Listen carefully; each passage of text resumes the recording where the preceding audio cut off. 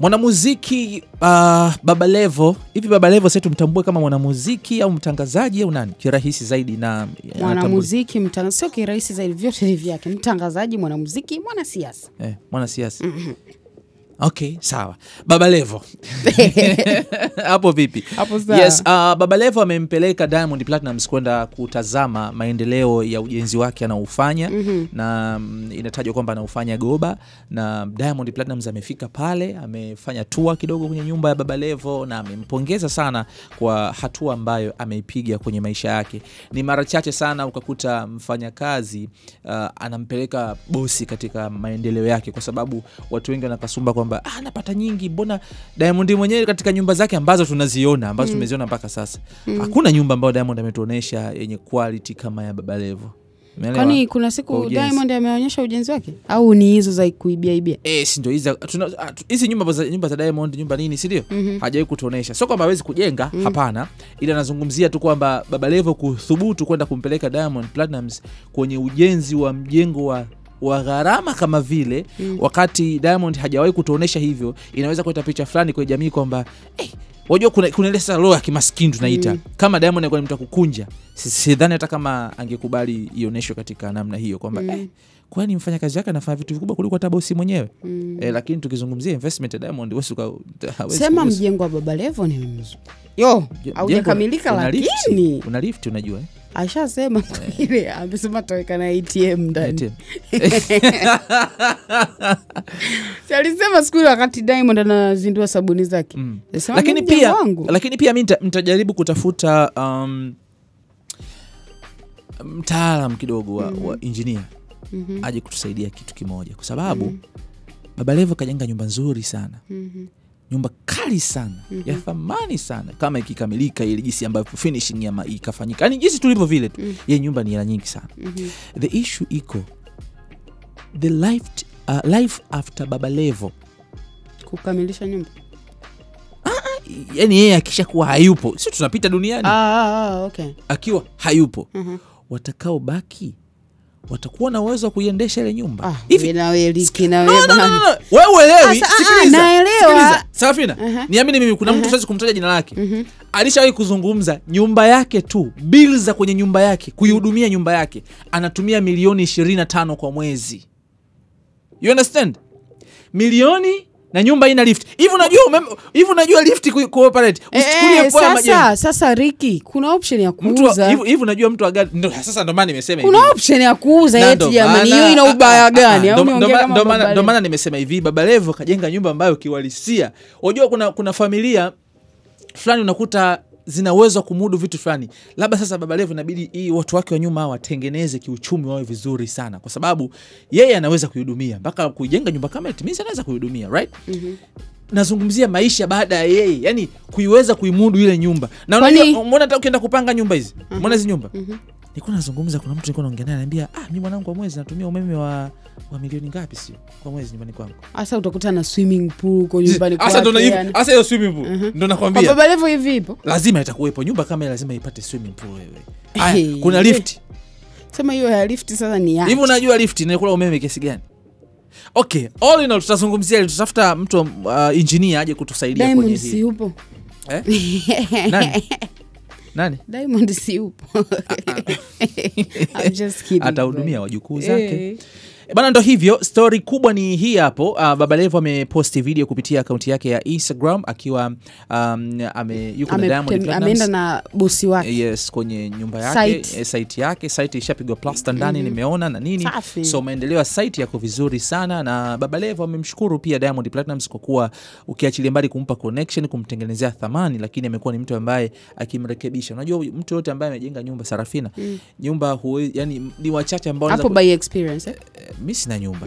Okay. Unakuta wakati wa ujenzi kuna kitu usichokiona kiko sawa tu kwenye ramani, lakini baadaye mtu akaja kushauri mwanangu hichi, au kaenda sehemu hicho kikifanya kinaonekana kama mieusho hivi, unarudi kwenye nyumba yako vunja ukuta. Hiyo kawaida sana. Umejuaje? Naona experience yako. Yaani ni kawaida sana. Umepewa hichi unaenda kufanya hichi. Yaani ni kawaida. Umeshajenga na nataka nimsikie Mwijaku ana lipi la kusema kwenye hiyo. Kwa Mwijaku, ndugu DC, kidogo kwenye nyumba ya Baba Levo kama ikifanywa finishing kila kitu, DC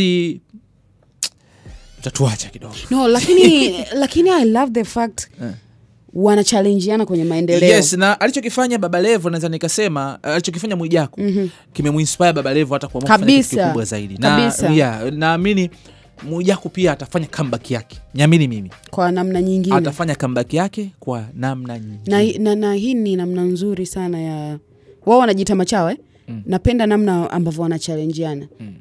See you at the top Doto Magari, kwa sababu na yeye anapita hizo njia.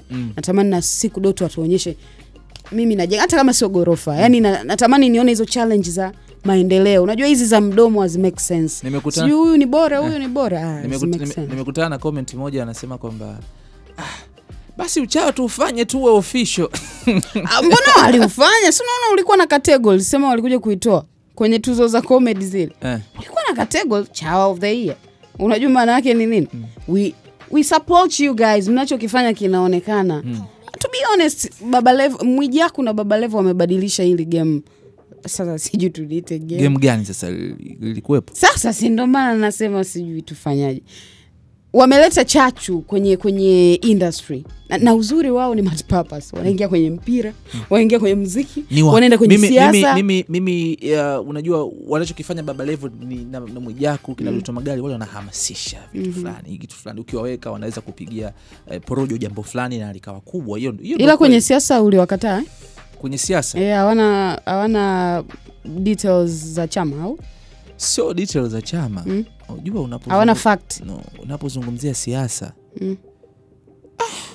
unagusa kikundi kikubwa sana cha watu cha maisha. Ni jamii nzima kwa sababu siasa. Sisi maana nasema yani unapogusa siasa kidogo unajua kwenye entertainment ukizungumza jambo lolote entertainment, people will judge as entertainment.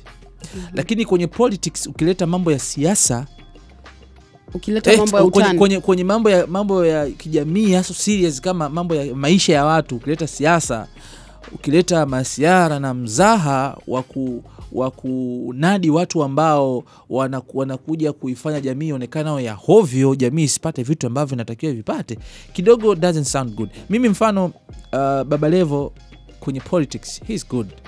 Yani kwa sababu ashakuwa kiongozi. Ndio mpaka kumpa diwani sio masia. Sasa hivi anagombania ubunge. Inatajwa kwamba ana nia kuwania. Sasa inatajwa, sasa ishaenda hadi Kigoma. Upande wa pili amehamia. Zamani alikuwa ACT. Sasa hivi amerudi, ameenda CCM. Kwa hiyo okay. Kila mtu ana haki ya kuwa. Mwijaku pia amewahi kugombea. Yes, alitia nia. Ila kupita wajumbe. Na sasa hivi Kigoma anaenda. Huko. Ila yesi kazula mimba. Hatujui ni wapi.